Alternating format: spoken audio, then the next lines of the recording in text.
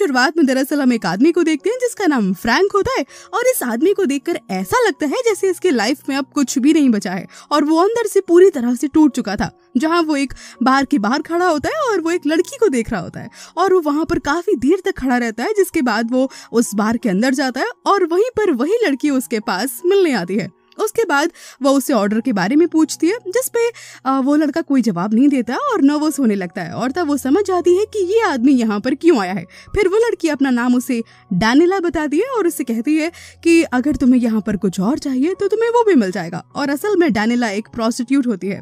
Frank ने जिंदगी में दरअसल किसी भी लड़की को कभी टच नहीं किया होता है और वो पूरी जिंदगी खुद को बहुत ही अकेला महसूस करता आया होता है। और अब वो डैनिला को बताता है कि मैंने कुछ दिन पहले एक लॉटरी जीती है जिसमें कि मुझे $4 मिलियन मिले हैं और मैं तुम्हें 1 महीने का $1 लाख दूंगा अगर तुम मेरे साथ 1 महीने के लिए रहने को तैयार हो जाती हो तो। अब ये सुनकर डैनिला वाकई बहुत हैरान हो जाती है और बोलती है कि मैं तुम्हारे साथ रहने को तैयार हूँ, लेकिन सिर्फ एक शर्त पर कि तुम मेरे साथ कभी भी कोई भी जबरदस्ती नहीं करोगे और मेरे साथ जो कुछ भी करोगे वो बहुत ही प्यार से करोगे। जिसके बाद फ्रैंक इस बात पर राजी हो जाता है और वो डैनिला को लेकर अपने घर के लिए निकल पड़ता है। अब जिंदगी में उसने कभी किसी औरत को टच नहीं किया होता है, जिस वजह से फ्रैंक काफी ज्यादा नर्वस हो रहा होता है क्योंकि उसे सेक्स के बारे में कुछ भी नहीं पता होता है और एक लड़की के साथ जिंदगी किस तरह से बितानी है। हालांकि वो ये सारी बातें सोचकर काफी परेशान हो रहा होता है, लेकिन हाँ कहीं ना कहीं वो खुश भी होता है कि डैनिला अब उसके साथ पूरे 1 महीने के लिए उसके घर पर रहेगी। अब वो कार में बैठता है और दोनों इस तरह से बातें करते हुए जा रहे होते हैं, जिसमें कि फ्रैंक उसे अपने बारे में बताता है कि उसने आज तक किसी लड़की को छुआ तक नहीं है और इंटीमेट होना तो बहुत दूर की बात है। जिस पर डैनिला उसे कंफर्टेबल होने के लिए बोलती है। और जब ये दोनों घर पहुंचते हैं तो सीढ़ियों पर चढ़ते वक्त अचानक से फ्रैंक का पाँव फिसल जाता है और वो वहीं पर गिर जाता है। तभी डैनिला भागकर डॉक्टर को कॉल करती है और जब डॉक्टर वहां पर आता है और उसे चेक कर रहा होता है तभी वो उसे मना करता है और बोलता है कि तुम इस लड़की को यहाँ पर क्यों लेकर के आए हो जब तुम्हें हार्ट की बीमारी है तो, और अगर तुम इस लड़की के साथ वाकई इंटीमेट होने के प्लान से इसे लेकर आए हो तो मैं तुम्हें बता दूं कि तुम्हारी दिक्कत वाकई अब बढ़ने वाली है। और असल में ये डॉक्टर कोई और नहीं, उसका बहुत अच्छा दोस्त एंड्री होता है। और तब फ्रैंक उसे जवाब देता है कि चाहे कुछ भी हो जाए अब ये लड़की पूरे 1 महीने के लिए मेरे साथ इसी घर में रहेगी। और तब एंड्री वहां से चला जाता है। अब फ्रैंक डैनिला को पूरा घर दिखाता है और उसे पूछता है कि अगर तुम्हें ये घर पसंद नहीं आया हो तो हाँ हम दूसरा घर भी ले सकते हैं। जिस पर डैनिला कहती है कि नहीं मुझे घर बहुत पसंद आया है। और अब दोनों एक साथ बैठ जाते हैं, जिस पर डैनिला एक एक करके अपने कपड़े निकालने लगती है और ये देखकर जो फ्रैंक होता है वो काफी ज्यादा वियर्ड बिहेव करने लगता है। जिस पर डैनिला उसे समझाती है कि उसे बहुत ही कामली बिहेव करना है और कहीं ना कहीं अपने आप को कंफर्टेबल करना है। अब फ्रैंक आगे बढ़ता है और डैनिला को किस करने लगता है, जिसके बाद ये दोनों इंटीमेट हो जाते हैं और ऐसा करते हुए अब फ्रैंक वाकई अपनी लाइफ को एंजॉय करने लगता है। अब अगली सुबह जब फ्रैंक अपने ऑफिस के लिए तैयार हो रहा होता है तब डैनिला उसे कॉफी बनाकर देती है और जब फ्रैंक ऑफिस के लिए निकलता है तो जाते वक्त ये दोनों वापस से किस करते हैं। इसके बाद फ्रैंक जब सीढ़ियों से नीचे उतरने लगता है तो उसी वक्त उसे हार्ट अटैक आ जाता है और वो वहीं जमीन पर गिर जाता है। तभी डैनिला जल्दी से एंड्री को कॉल करती है और उसे बुलाती है और एंड्री जब वहां पर आता है और डैनिला को वहीं पर देखता है तो वापस से वो फ्रैंक से कहता है कि तुम्हारे हार्ट की हालत वाकई बहुत ज्यादा खराब है, जिसके लिए तुम्हें किसी के साथ इंटीमेट नहीं होना चाहिए और इस तरह से अगर तुम करोगे तो तुम अपनी जिंदगी के साथ खिलवाड़ कर रहे हो। और ये सब कुछ सुनकर जो फ्रैंक होता है उसे बिल्कुल भी फर्क नहीं पड़ता है और ना ही वो उसकी किसी भी बात पर ध्यान देता है। और इसके बाद एंड्री वापस से गुस्सा होकर वहां से जाने लगता है। इसके बाद तभी डैनिला उसे गेट पर मिलती है और उसे वो बताता है कि फ्रैंक के हार्ट की हालत बहुत ज्यादा खराब है, जिसके लिए उसका किसी के साथ भी इंटीमेट होना खतरे से खाली नहीं है। और तभी ये सुनकर जो डैनिला होती है इमोशनल हो जाती है और वो बोलती है कि मैं हर तरह से फ्रैंक का ख्याल रखूंगी। और जिसके बाद एंड्री डैनिला के धीरे धीरे करीब आने लगता है और उसके ब्रेस्ट पर हाथ रखने ही वाला होता है, लेकिन तभी वहां पर फ्रैंक आ जाता है और डैनिला जल्दी से पीछे हट जाती है और बोलती है कि मैं आज से फ्रैंक का पूरी तरह से ख्याल रखूंगी। अब हम फ्रैंक और डैनिला को एक साथ देखते हैं। ये दोनों बहुत खुश होते हैं, साथ में घूमते हैं, फिरते हैं, मूवी देखते हैं और फिर ये दोनों बार बार इंटीमेट भी होते हैं। और अब फ्रैंक को ऐसा लग रहा था जैसे फ्रैंक को कोई प्रॉब्लम है ही नहीं। और तभी एक दिन डिनर के लिए एंड्री, फ्रैंक और डैनिला एक साथ मिलते हैं, जहाँ पर एंड्री को वापस से शक होता है कि इन्होंने अभी तक इंटीमेट होना छोड़ा नहीं है। और फिर वो अपनी मशीन से फ्रैंक का ब्लड प्रेशर चेक करता है और उसे बोलता है कि अभी तो तुम ठीक हो, लेकिन हाँ तुम्हें इस बात का ध्यान रखना होगा कि तुम्हारी हालत कभी भी खराब हो सकती है क्योंकि तुम्हारा दिल वाकई बहुत कमजोर है। और इसके बाद डिनर को खत्म करके एंड्री वहां से चला जाता है। अब उसी रात घबराते हुए फ्रैंक एंड्री को कॉल करता है और उसे घर आने के लिए बोलता है क्योंकि डैनिला को फूड पॉइजन हो गया था।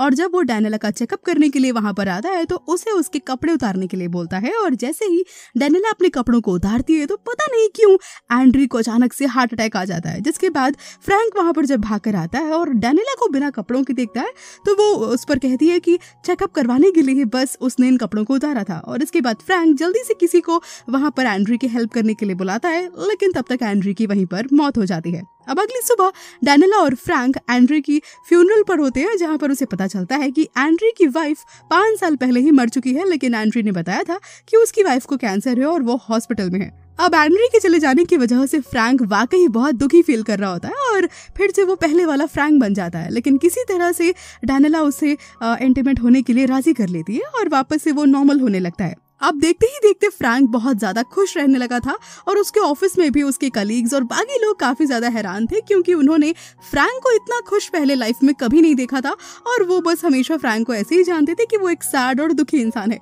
और जब वो लोग उससे उसकी खुशी का कारण पूछते हैं तो फ्रैंक बोलता है कि मेरे इस खुशी का राज है डैनिला। और तब वो डैनिला के बारे में सबको बताता है कि किस तरह से वो उसकी लाइफ में आई और किस तरह से उसने उसे जीना सिखा दिया और अब वाकई वो उसका बहुत अच्छे से ख्याल रखती है और इसीलिए वो इतना खुश रहने लगा है। अब ये सारी बातें सुनकर ऑफिस के सभी लोग डैनिला से काफी ज्यादा इम्प्रेस हो जाते हैं और उसे मिलने के लिए बोलने लगते हैं। और जब वो लोग उन सभी लोगों को लेकर घर पहुंचता है तो देखता है कि वहां पर डैनिला होती ही नहीं है। और ये देखकर ऑफिस के लोग उसका मजाक उड़ाने लगते हैं और बोलते हैं कि तुम्हारी डैनिला अब तुम्हें छोड़कर चली गई है। अब कुछ दिनों के बाद फ्रैंक वापस से उसी बार में जाता है जहां पर उसे डैनिला मिली थी और वो जब डैनिला को देखता है तो पूरी तरह से इग्नोर कर देता है, क्योंकि वो उससे बेहद नाराज होता है। इसके बाद फ्रैंक किसी और लड़की के पास जाता है और वो लड़की उसे बोलती है कि मैं तुम्हारे सभी दुख दर्द दूर कर दूंगी। और फिर वो दोनों वहां से जाने लगते हैं।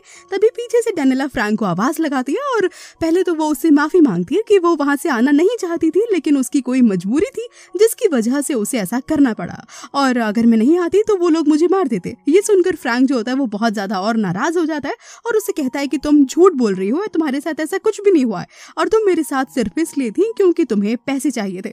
और तब डैनिला अपना पर्स खोलती है और बहुत सारे पैसे उसके मुंह पर मार देती है और ये देखकर फ्रैंक इमोशनल हो जाता है और फिर डैनिला वापस से उसे माफी मांगती है और तब उसे वो एक माफिया से मिलवाती है जिसका नाम चार्ली होता है और वो चार्ली की वजह से ही फ्रैंक से दूर हुई होती है। और तब चार्ली बोलता है कि डैनिला सिर्फ मेरी है।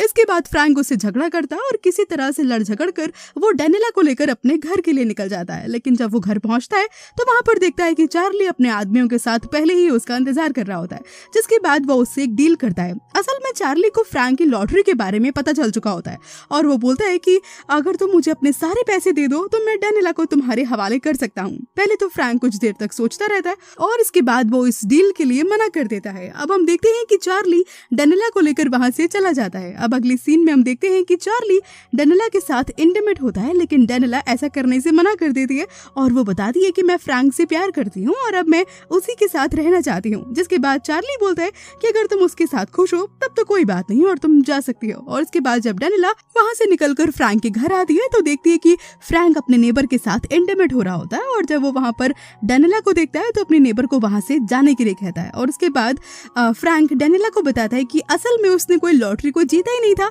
उसने तो बस एक झूठ बोला होता है ताकि कोई भी लड़की उसके साथ रहने के लिए तैयार हो जाए और उसका अकेलापन कहीं ना कहीं दूर हो जाए। ये सुनकर डैनिला वाकई बहुत हैरान हो जाती है और कुछ देर तक वो कुछ भी नहीं बोलती है, बस चुपचाप बैठी रहती है।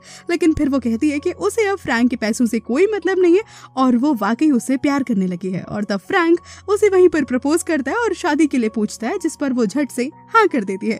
अब अगले दिन हम देखते हैं कि फ्रैंक अपने ऑफिस के सभी स्टाफ मेंबर्स को घर में पार्टी देता है और जब वो पूरा स्टाफ डैनिला को देखता है तो सभी लोग उसकी बहुत तारीफ करने लगते हैं।